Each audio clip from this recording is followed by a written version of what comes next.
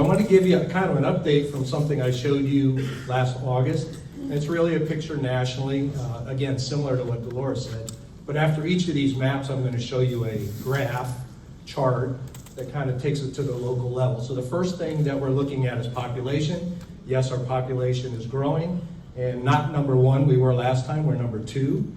And so if you go, is it happening locally in Volusia County? Absolutely. We've seen a steady growth, and from a workforce attraction standpoint, that's a good thing. Go ahead. The next thing has to do with starting businesses. Another feeder for our economy is the creation of new business. It is where new employees go. And so nationally, we're now at number 3. And so that's a good thing. If you go to the next slide, Andy. This talks about business formations. This is something the federal government tracks when they apply for an employee identification number. But when you look at that red line, these are businesses that have a high propensity to succeed. And in their terms, that means a high propensity to hire people. And so you can see in our county, that line continues to go up, and a little drop in the last year, but a great trend. Go ahead, you can go. The next one has to do with employment. Has employment been growing? The state of Florida, number 8 in the nation. And if you go to the next chart, locally, again, we see that continue to grow, and in this last year, again, we set new record highs for employment in Volusia County. And then next.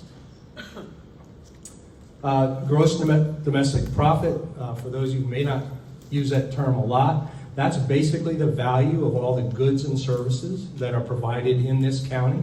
The same thing on a nationwide basis. We are number 6 in the nation for the rate at which that was growing over the last, or during the period covered here. If you go locally, look at Volusia County. Again, you see significant growth, almost 30% growth over the time period reflected. So our economy continues to grow. And so the picture, if you want to go to the next one, the picture is very rosy. And I could go over education metrics, I could put exports in here. There's a lot of metrics, and they're all going to show positive trends. And so often we just have our heads down, we're working, we keep pressing. We don't take time to enjoy the successes that we have. And there's been a lot of successes. And I want you to enjoy that. And I want you to share that and encourage each other, because this is a very good message. And counties across the country they envy results like this. So congratulations. But don't stay in the hammock too long, or Tom Peters is going to come and talk to you. You want to go to the next slide? And he's going to say this to you. Never ever rest on your laurels. Today's laurels are tomorrow's what? Compost. How many composters? Yeah, what happens in a compost pile? Nasty. Ancient historians out there, what are the laurels he's referring to here? A crown. This is something that athletes were given who performed well. A job well done, especially in the Olympics back in the ancient days, was rewarded by a crown or a wreath made of laurel. And I don't know if it was the wisdom of those ancient leaders, or whether it was just a convenient material to make a crown out of, but it was perishable. So those who were given a good job crown were also given a crown that was perishable. Wouldn't last long. And for instance, those of you who are NFL fans, you're going to see a Super Bowl championship coming up here, 2 teams going at it for the championship. But I'll tell you, after they celebrate the win, in a few months, they're back at it, preparing for the next year, because the teams around them aren't standing still. And the competition around us in terms of business and workforce and the needs of our community, they don't stand still. That's why Alliance4 is not a one and done. We sat here a year ago, we sat here last summer, we're back again, and we're here to work on ways to do better, to continue to build on the trends you just saw. So what I want to do from here out is, you can go to the next slide.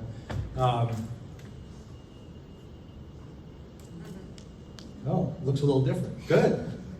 I thought I had the wrong slide. But anyhow, we want to think about a few things, and that is, what are the priorities? What do we focus on as we build the future? Do we just put out fires? And there are some still to be put out. Do we compete effectively? Again, all around us, there's competition, especially for those of you who are hiring outside of our region on a nationwide basis. We have to compete. Prepare for the future, resilience. We know there's things ahead that will disrupt the economy. We have to be ready for that. And then investing wisely. We have limited resources. Sometimes we need to see a quick return on those resources. Sometimes we can invest in programs that may not bear fruit for another 5-7 years. And I think about the investment being made in our education system, especially in our junior high and high schools. Those are investments that we may not see for another 4, 5, maybe even 7 years, but it's worth making the investment right now. So these are things to consider. Now, you can go to the next slide. What I want to do, and this is something that Robin has championed here for more than a decade, and that is the sector strategy. What are different industries, what is their place in the community, what are their needs, how important are the various industry sectors? And as we look at where we go, these are things that may weigh in the conversation and the decision. So I'm going to go through some characteristics of the various industries we have in Volusia County. So if you would. Number one, what I've done is I've taken metrics and I've taken the top 5 in each of these groups. This one happens to be open positions. Now, this is nationally, we didn't have local data. But what this is telling you is the industries with the top 5 need to fill open positions are listed here. This is telling you if there was 100 positions that were available in the top line, it's saying that only roughly 92 of them are filled. There's still 8 more out there that could be filled if the right candidates presented themselves. So when you look at this, healthcare and social services has the greatest need. Professional and business services is next, and so on. So this is the top 5 in terms of open positions that need skilled workers to fill. Next slide. The next one I put up was highest employment level. Who employs the most people? When you have to employ large numbers, these are the industries that come to the top. Again, healthcare and social assistance, leisure and hospitality, retail trade. This is Volusia County's top 5. So where do you invest? You invest in the companies with the greatest potential in terms of numbers or not. Next slide. Highest employment growth. Which industries are growing and which industries are not growing? Now, these again are top 5, and I went back to right before the recession, or right before the pandemic. And so when you look at where we were in the first quarter of 20 to now, or to at least the second quarter of 23, these are your fastest growing industries. Leisure and hospitality, 18, almost 2,000. Get this, transportation, warehouse, and utilities. Now, just to contrast, I wrote the percentages down, so don't quote me on these numbers. But leisure and hospitality, I think, represents maybe 6% growth. When you go to transportation and warehousing and utilities, that's like 40% growth in just a few years. And as you look around and you see the buildings going up, this is going to keep growing. So as we think about where our energies go and where we invest, think about growth like that, 40% growth. Manufacturing has been growing, retail trade, and again, healthcare and social assistance. And then highest annual wage. Many of us are charged with bring us high wage jobs. So maybe our investment needs to be in those businesses with the highest wages. And if you look here, financial activities, that's a good one in Volusia County because a big part of that has to do with the real estate markets. That includes things like mortgages, that includes things like rentals, leasing, but every real estate transaction contributes to this. And there's insurance that goes along with that. So this is a big part of the financial picture in Volusia County. And I would say, when you compare it to the other, it's 50% bigger than everything else in the community right now. So we're very dependent on it. But when you look at the others, wholesale, manufacturing, professional services, healthcare, these are all higher wage paying industries. You can go to the next one. And this should, employer establishments, these are the number of buildings that people are hired into. I say buildings, it could be an office, but this is employer establishments, the largest number of employer establishments in Volusia County, professional and business services. Then retail, trade, construction, and so on and so forth. So the number of individual employer locations is that a priority for us as we look at where we go in the future? This is what I was referring to about the financial industry. Not only do they pay well, but look at the impact in terms of GDP in our community. The closest one is half of the impact of that financial services industry. So again, do we focus on those industries that have the biggest financial impact on our community? Next slide.